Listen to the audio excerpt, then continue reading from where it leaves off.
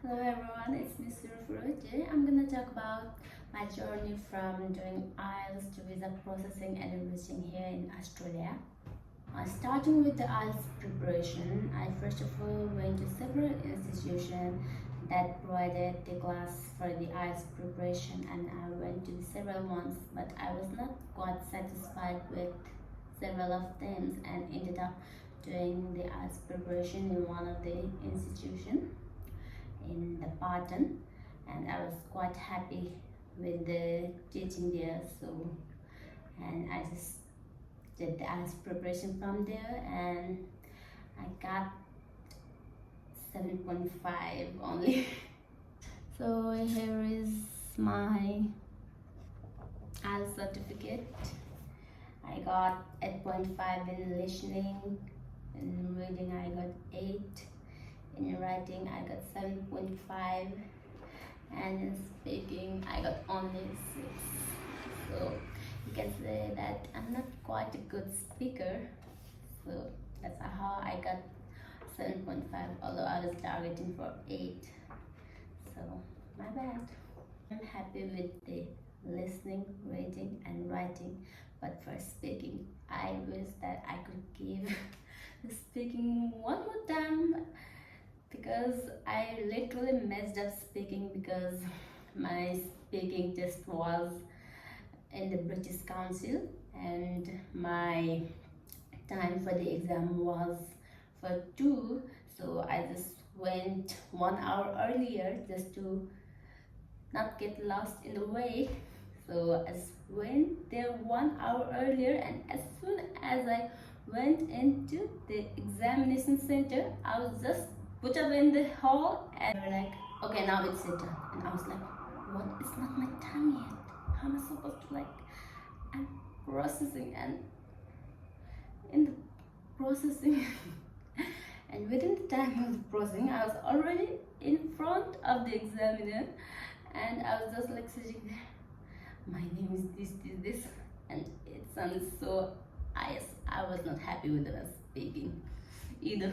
So after I completed my IELTS preparation and got the marks, so the time was for choosing the country. My first choice was of course Australia, but it was during the time of the pandemic, and I was not quite sure whether when the borders will get open and I will be able to move into the Australia for the study. So I was like thinking for the many more options where I can go even during the pandemic.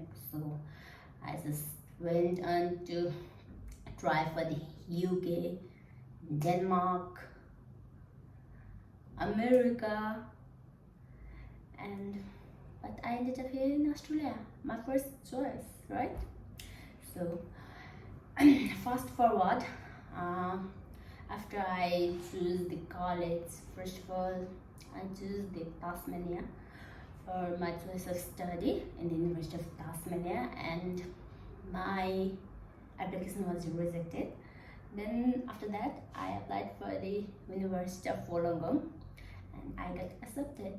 Okay, good. But the offer letter came in 6 months. Can you guys even imagine those 6 months? How I was torturing myself. Will the offer letter come or will the rejection letter come? Please let it be faster. Either it's rejection or the acceptance letter. I'm gonna have to see that now. I was just like, I need to see that result now.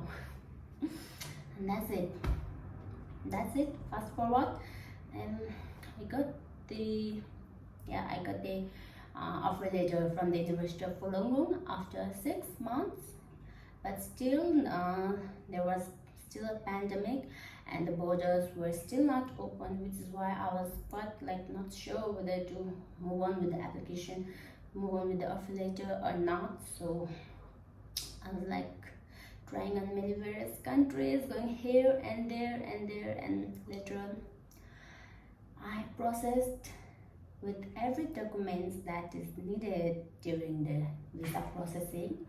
And after all of the documents were prepared, my visa was lost, and I got my visa in 28 days. I got the visa and I was like, okay, I got the visa, but I don't feel any kind of enthusiasm that I was expecting. So that's how it went. But my class started in July 25, but my visa got approved in July 28.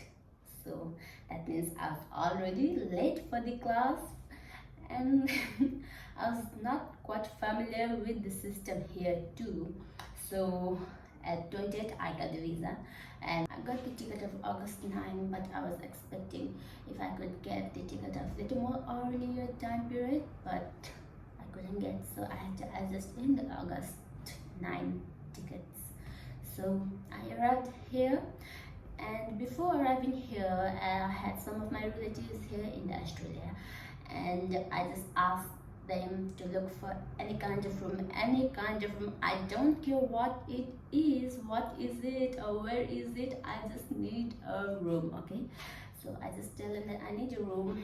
So where should I be getting a room when I'm reading in University of Wollongong? So most of the students who are reading in University of Wollongong tends to stay here in the Hurstville.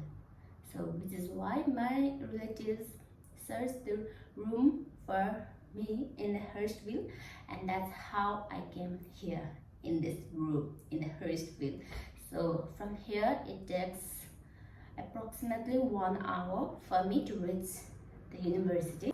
I think it's fine, it's okay, because I think in Nepal also we used to take 1 hour long ride to reach the college.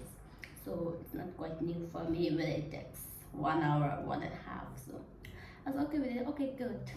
So that's how it is. I like to say sorry that I couldn't make the videos about the jobs and the accommodation in Wollongong because it's break here and the break has already started.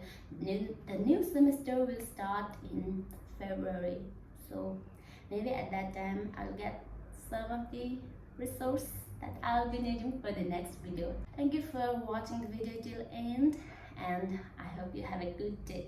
Stay tuned. Don't forget to like, share, subscribe my video and comment.